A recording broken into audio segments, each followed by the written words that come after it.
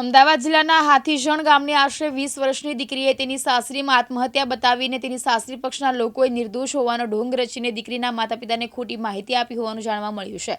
બીજી તરફ દીકરીના પિતાએ જણાવ્યું હતું કે મારી દીકરીની હત્યા કરવામાં આવી છે, જેથી કરીને આરોપીઓ સામે કડક કાર્યવાહી કરવામાં આવે। જો મારી દીકરીને ન્યાય નહીં આપે તો અમે ઉપરી અધિકારી પાસે જઈને ન્યાય માંગીશું।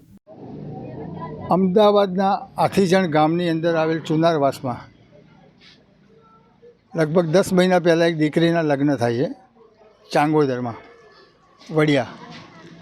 એ દીકરીનું 10 મહિનાનું જીવન ઉતાર ચઢાવવાળું રહ્યું। એક દિવસ સારો, એક દિવસ ખરાબ, એક દિવસ સારો, એક દિવસ ખરાબ। સાસરી પક્ષ તરફથી આર્થિક, માનસિક તેમજ શારીરિક રીતે તેને ટોર્ચર કરવામાં આવી। દીકરીએ છેવટે કંટાળીને આત્મહત્યા કરી લીધી। આવું તેના સાસરીવાળાનું કહેવું છે, પરંતુ એના પિતા જે છે તેઓ કોઈ પણ સંજોગોમાં માનવા તૈયાર નથી। તેમનું સ્પષ્ટ કહેવું છે મારી દીકરી આત્મહત્યા ના કરે, આ તેની હત્યા થઈ છે, જેને લઈને પોલીસ કેસ પણ કરવામાં આવે છે। પોલીસે FIR પણ કરી છે અને આરોપીઓની પૂછતાછ ચાલુ છે। આપણી સાથે દીકરીના પિતા જોડાઈ ગયા છે। આપણે જાણવાનો પ્રયત્ન કરીએ કે આ ઘટનામાં સમગ્ર શું થયું હતું તે દરમિયાન, જે દિવસે મૃત્યુ થયું આ દીકરીનું, તે પણ જાણવાનો પ્રયત્ન કરીશું। જગદીશભાઈ, તમારી દીકરીના લગ્ન ક્યારે થયા હતા? 10 મહિના, આશરે 10 મહિના પહેલાં। 10 મહિનાથી અત્યાર સુધીમાં કેવું જીવન હતું એનું? બેકાર, એટલે માનસિક ત્રાસ આપતા હતા। 2-4 વખત રહીને આવી। અમે કીધું કે ભાઈ સમજાઈને મોકલી અમારા સમાજમાં, એવું બધા 2-5 માણસ ભેગા થઈને સમજાઈને મોકલી લે એમ। અચ્છા, આ દીકરીને 10 મહિના સુધી લગ્ન થઈ, 10 મહિના થઈ ગયા હતા લગ્ન।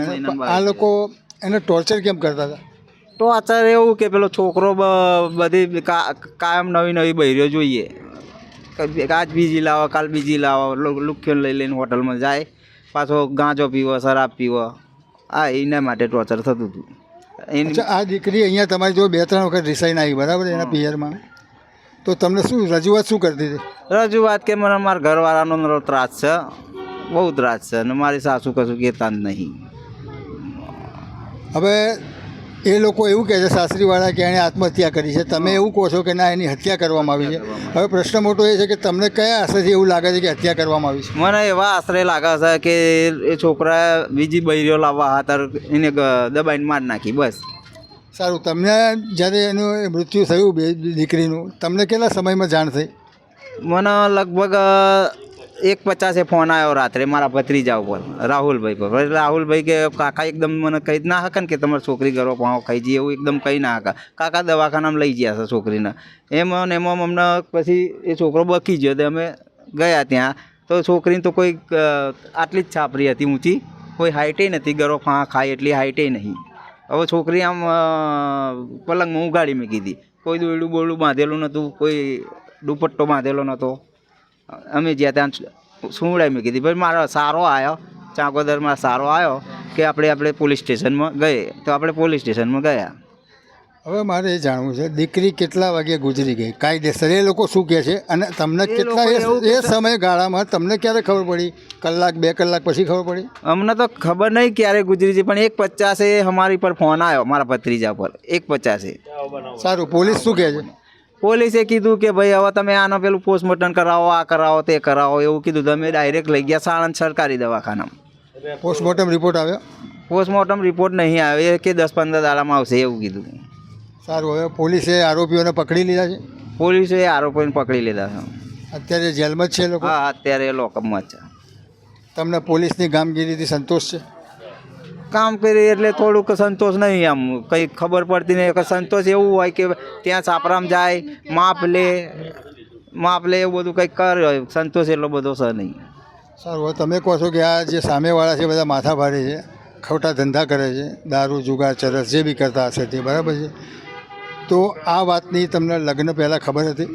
ના, નથી ખબર નથી। અચ્છા, એટલે તમને બી છેતરી ગયા લોકો? છેતરી ગયા। સારું, હવે આટલું બધું કરતાં તમે આ દોડધામ જે કરી રહ્યા છો, પોલીસ એનું કામ કરી રહી છે, હવે માની લો કોઈ કારણસર ન્યાય ના મળે તો તમે શું કરશો? આગળ જઈશું, DSP ઓફિસ ગાંધીનગર, આગળ જઈશું। ટૂંકમાં તમે સમાધાન નહીં કરો? ના, નહીં કરું સમાધાન। સમાધાનની ઓફર આવતો નહીં કરો? ના, નહીં કરું। આ હતા દીકરીના પિતા। કોઈ પણ સંજોગોમાં સમાધાન કરવાની ના જ પાડે છે। એ લોકો ગમે તેવા ઊંચા નીચા થાય કે ગમે તે કરે, કારણ કે એમનું સ્પષ્ટ માનવું છે. અને અહીંયા તમે જોઈ રહ્યા છો, આ એમનો જ સમાજ છે, ચુનારા સમાજ. એ લોકોએ માને છે કે આ દીકરી કોઈ દિવસ આત્મહત્યા ના કરે.